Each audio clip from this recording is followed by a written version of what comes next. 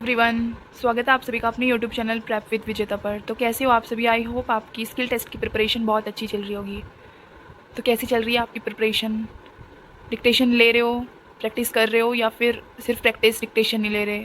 Comment box में बताना कि कौन कितने WPM की डिक्टेशन अभी लेना उन्होंने स्टार्ट कर दिया है, कितने एस्पिरेंट हमारे टाइपिंग भी कर रहे हैं साथ के साथ।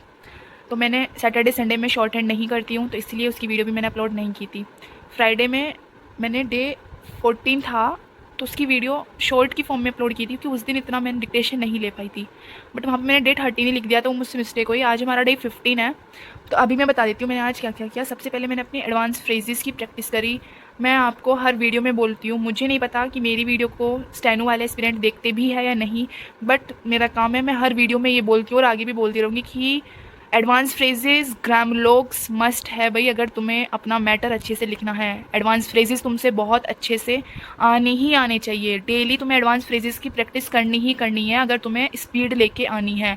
बिना एडवांस फ्रेजेस के स्पीड नहीं आने वाली।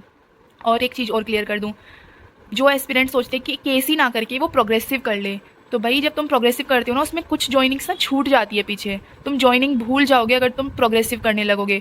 तो तुम अपना केसी को ही बेस बना के चलो। और ऐसा बिल्कुल नहीं है खाली तुम केसी करोगे तो भी तुम्हारा सिलेक्शन हो जाएगा।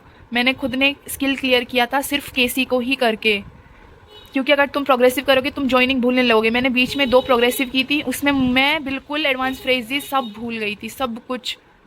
फिर मैंने वापस से एडवांस फ्रेजेस पर अपना वर्क करा, बहुत टाइम लगा था एडवांस फ्रेजेस को वापस से करने में, और फिर केसी ही केसी की है।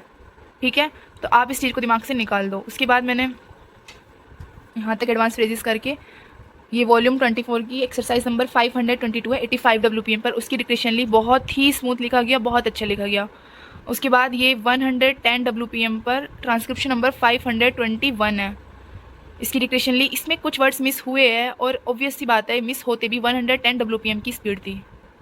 फिर मैंने ये, मुझे नहीं पता ये केसी की थी या प्रोग्रेसिव की, एक डिक्टेशन ये ली थी 100 WPM की स्पीड से। फिर ये ट्रांसक्रिप्शन नंबर 340 है, ये कुछ वर्ड की जो मुझे आउटलाइन नहीं आ रही, तो मैं वो जल्दी जल्दी, अगर मुझे स्पीड कम लिखती है तो मैं इंग्लिश में लिख देती हूँ फटाफट। फिर ट्रांसक्रिप्शन नंबर 341 की डिक्टेशन ली थी, और एक ये है ट्रांसक्रिप्शन नंबर 339।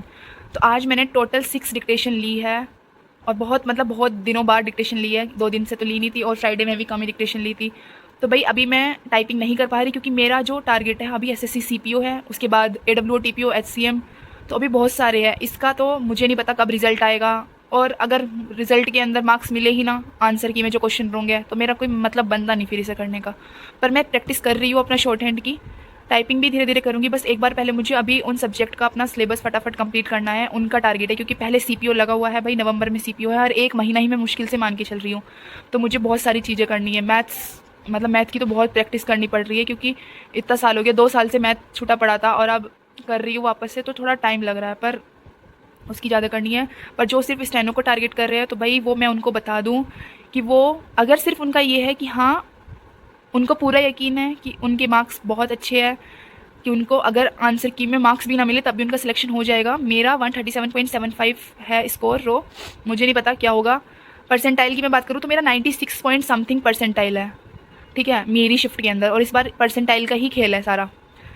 तो भाई वो अपनी, मैं बोल रही हूँ उनको 10, कम से कम उन्हें 10-12 डिक्टेशन लेनी है, उसमें से उनको 3 टाइप करनी है। मतलब पूरी 5 की 5 रीड करो। 10 तुमने 10 डिक्टेशन ली, 10 में से 5 को तुम्हें रीड करना है, उन 5 में से तुम्हें 3 को ट्रांसक्राइब करना है। जिनका मैं ये बता रही हूँ, जिनका एम सिर्फ अब उनको शॉर्ट हैंड ही करनी है, ठीक है, उनमें से 3 को टाइप करना है, और उन 10 डिक्टेशन से अलग उनको 10-15 डिक्टेशन की प्रैक्टिस भी करनी है। एडवांस फ्रेजेस भी करने हैं और ग्रामलोग्स भी करने हैं, और अपने कंफ्यूजिंग वर्ड्स की प्रैक्टिस भी करनी है। और ये मैं कोई ज़्यादा फेंक नहीं रही। जब लास्ट टाइम मेरा स्किल का टाइम था, मुझे ये पता था कि बस अब मुझे स्किल क्लियर करना है, मेरा एग्ज़ाम हो गया है, एग्ज़ाम होया रखा है, तो मैंने इतना ही किया था, इसीलिए स्किल क्लियर हुआ था। तो मैं आपको सिर्फ जेन्युइन बात बता रही हूँ, बाकी आपकी इच्छा है, आपको क्या करना है, क्या आपका एम है। Thank you. वीडियो अच्छी लगी हो तो प्लीज़ लाइक करना, कोई भी डाउट हो तो कमेंट बॉक्स में पूछना, किसी भी एग्जाम से रिलेटेड वीडियो को शेयर करना, चैनल को सब्सक्राइब करना। Thank you, have a nice